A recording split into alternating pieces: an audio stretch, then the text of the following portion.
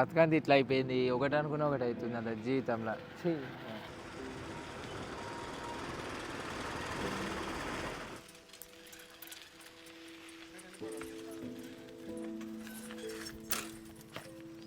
ఏమైందిరా విజయ్ గిట్ల పరిశానలు నువ్వు ఆగమాగలు ఏమైందిరా భయ్ నీ ప్రాబ్లం ఏందో చెప్పు. పిల్లం లేచిపోయిన లెక్క గిట్ల పరిశానలు నీకేందన్నా నువ్వంటే అన్నీ సెట్ అయి కూకున్నావు, సాధించినావు జీవితంలో. నా బాధవులకి చెప్పుకోవాలి, నా తలరాది ఇట్లుంది. నీ బతికేంద్రా ఇళ్ళకి ముగ్గేసినట్టున్నది. ఎంతలకి ముగ్గులేసినా ఏం ప్రయోజనం లేదన్నా. ఏం రో నాకే నీతులు చెప్తున్నావేంద్రో. ఇంటికి తాపుకోడు చుట్టపోడు వస్తుండన్న. ఏం చదువుతున్నావు, ఏం పని చేస్తున్నావు, ఏం చేస్తున్నావు ఇప్పుడు అని అంటారు. ఏం చెప్పాలన్న వాళ్ళకి? తమ్ముడు కష్టాలు అందరికి వస్తాయిరా, అవి తలుసుకుంటే బాధపడు ఎందుకురా. నా బతుకు నాకే నచ్చలేదు. అరే ఒక నిమిషం ఆగురా. అరే వినయ్ ఏడున్నావురా? ఇంటికాడ ఉన్నా చెప్పరా. అరే విజయ్ గారు బాగా ఎక్కువ చేస్తుండ్రా. అట్లానా? ఏమోరా బాయ్ ఆడు ఏందో ఏందో జీవితం అంటుండు ఏందో అంటుండు అర్థమైతలేదురా. సరే వాడిని ఇంటికి తీసుకొని రా. సరే తీసుకొస్తారా, వాడు నా మాట ఇంటలేడు, వాడికి నువ్వైతేనే కరెక్ట్. లేవు మన అడ్డగాడికి తీసుకొని రా, నేను కూడా వస్తున్నాడికి. సరే ఓకే ఓకే పారా వినయ్ గడ్డ రమ్మంటుడు పోదాం పా. నేను రాను పో అన్న. అరే పారా బాయ్ రా.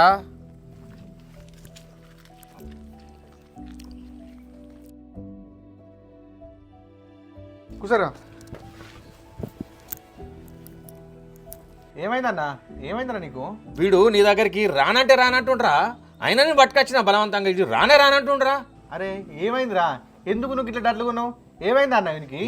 అస్సలు పరిశాన్ చేస్తుండు, ఏమైందేమో తెలుస్తలేదు నాకు కూడా. ఏమోరా నా బతుకు నాకే అర్థమైతలేదు. అందరూ నౌకర్ అంటారు, ఇంట్లోకి పోతే నౌకర్ అంటారు, బయటకు పోతే నౌకర్ అంటాడు. చుట్టపోడు వచ్చినట్టు చూస్తే అనిపోతుండే మాట. అరే వాళ్ళు చెప్పిన మాటలు వీళ్ళు చెప్పిన మాటలు వాళ్ళన మాటలు వీళ్ళన మాటలు పట్టుకుంటూ కాదురా. ఫస్ట్ నీ మనసుకి నువ్వు సమాధానం చెప్పుకోరా.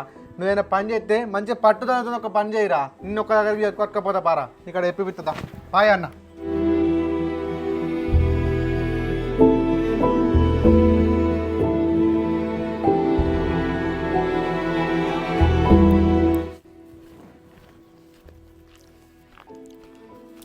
అరే ఏంద్రా బిడ్డ అందరు కట్టకట్టుకొని వచ్చిర్రు? ఏం లేదు బాపు, వీడు మా దోస్తు గారు చెప్తుంటలేడే. ఆ అన్న చెప్పినా కూడా వింటలేడు. ఏమనంటే రంది అంటాడు, జాబ్లే అంటాడు, ఏమైనా ఒక్కడ కూర్చొని బాధపడుతూనే ఉన్నాడే. అందుకే సార్ నేను మాట్లాడదామని పట్టుకొచ్చిన. ఏమంటావు అన్న? అందుకే నీ దగ్గర పట్టుకొచ్చినమే.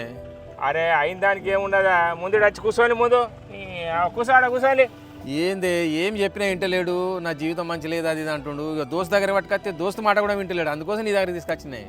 అరే గిదీనికే బాధపడుతున్నావురా బిడ్డ, ఇట్రా ఇట్లా కూర్చో. అవ్వ పోరగాళ్ళు ఏం పోరగాలరా, ఇట్లా కూర్చో. పుస్తకంలో చదివే కాదురా, సమాజ అభ్యాసాన్ని కూడా చదవాలి. గిదీనికి బాధపడతారా? జీవితం అంటే ఏమనుకుంటున్నావురా? జననానికి ముందేం లేదు, మరణం తర్వాత ఏం లేదు, జనన మరణాల మధ్య ఉన్నది రణమేరా. ఈ ఉక్కు పిడికిలురా. నీ అసంటోడు బాధపడితే ఎట్లారా? నువ్వు ఎందుకనరా గట్లా బాధపడుతున్నావు? బాపు గట్లా కాదే బాపు నువ్వు. అరే నువ్వు బాధపడకురా, మంచిగా చదువుకున్నావా? చదువు రానోళ్ళు అసంటోళ్ళు కోట్ల రూపాయలు సంపాదించరా. ఒక్కొక్కళ్ళ జీవిత చరిత్ర చదువురా. మంచోళ్ళు చదువు రాక కోట్లు సంపాదించి ఉన్నారు. నువ్వు గిట్లా నిరాశ నిస్పృహలకు పోతావురా. ఉక్కు పిడికిళ్ళురా. నీ ఆలోచన పదును పెట్టు, నీ జ్ఞానాన్ని బయట పెట్టు, అప్పుడు తెలుస్తుందిరా నీ జీవితం. అట్లా కాదే బాపు, నీకు అర్థమైతలేదు. నేను ఏం రాసినా ఏం చేసినా నాతోటి అవుతలేదు. అట్లా కాదురా, చినుకు కడితేనే సముద్రం అవుతుందిరా. మర్రి విత్తనంలోనే మహావృక్షం ఉన్నది. అలాంటి వ్యక్తులను నీకు పరిచయం చేస్తా, నడు. ఏమనుకుంటున్నావురా జీవితం అంటే? అరే పారా, నీకు ప్రపంచాన్ని పరిచయం చేస్తా, అలాంటి వ్యక్తులను పరిచయం చేస్తా, పారా నడు. బాపు మేము పోతానే, నాకు ఫోన్ వచ్చింది. ఓకే నేను చూసుకుంటా. ఓకే పారా, రైట్ రా. నీకెందుకురా, నడు చూస్తాం పా. నీకు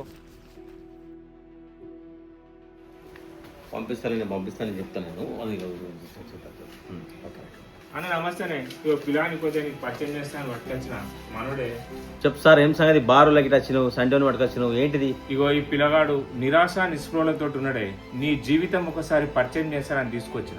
నాదేముంది బాపు, కష్టేపాలి. కష్టాన్ని నమ్ముకున్నా, కస్టమర్లనే దేవుళ్ళుగా భావిస్తున్నా. ఈరోజు కూడా కస్టమర్ను ఒప్పియడమే నా పనిగా పెట్టుకున్నా.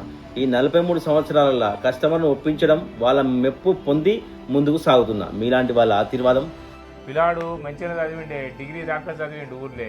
సరే మరి డిగ్రీ చదివినట్టున్నావు, పిల్లాడు మంచిగా చదివిండు, మరి డిగ్రీలా జాబులన్నీ మంచిగానే వచ్చినాయి కదా, మరి అప్లై చేయలేదు అబ్బాయి? మరి పిల్లాడు చదువుడు మా చదివిండే, కానీ ఆయన వ్యాపారంలో తీస్తే మంచిగుంటుందని మీ అసంటోళ్ళ దగ్గర చూసి నేర్చుకుంటాడు అని దొరికొచ్చింది. నా కష్టాన్ని నమ్ముకొని ఇప్పటిదాకా దందను గుందుకొచ్చిన. చదువు అవసరమే జీవితంలో. ఆ పిల్లానికి ఏమి ఇష్టం ఉందో నా దగ్గరకు అప్పచెప్పిపోను. ఆ పిల్లానికి ఏది ఇష్టం ఉందో అది తెలుసుకొని ఆయన చదువుకోవాలి ముందైతే. ఆ చదువుకి ఏం కావాలనో పూర్తి సహకారం అందిస్తాను నేను. నా పనితో పాటు దందలను నేర్పిస్తా, పని నేర్పిస్తా.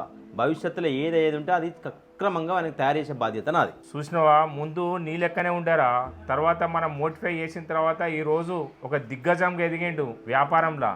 ఇలా ఈయన దగ్గర నువ్వు ఉన్నట్టయితే నువ్వు కూడా అట్నే ఎదుగుతావురా. నువ్వేం బాధపడాల్సిన అవసరం లేదు. తమ్ముడు ఎంత గొప్పోడు తెలుసా నీకు, ఎన్నో బిజినెస్లు చేస్తాడు. విద్య లేకపోయినా కూడా తన సొంత తెలివితోటి, తన ఆలోచనతోటి, తన శక్తితోటి ఈరోజు ఈ సమాజంలో గుర్తింపు పొందాడు. ఆయన ఇక్కడనే కాదు, ఎన్నో రాష్ట్రాలలో ఆయన పేరున్నది తెలుసారా. నువ్వు కూడా అట్లా తయారవుతావు, నిన్ను అట్లా తయారు చేస్తాడు.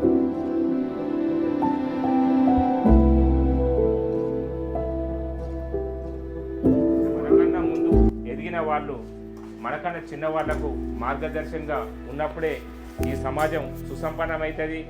విద్యనే కాకుండా విద్యతో కూడుకున్న మనిషి యొక్క శ్రమ శక్తితోటి పైకి రావాలి. అంతేకాకుండా తనలో ఉన్న కృతజ్ఞతను ఏదైనా ఒక వ్యాపారం చేసినప్పుడు దానిలో ఉన్న గొప్పతనాన్ని గుర్తించాలి. గుర్తించడమే కాకుండా అది 10 మందికి మార్గదర్శనం కావాలి.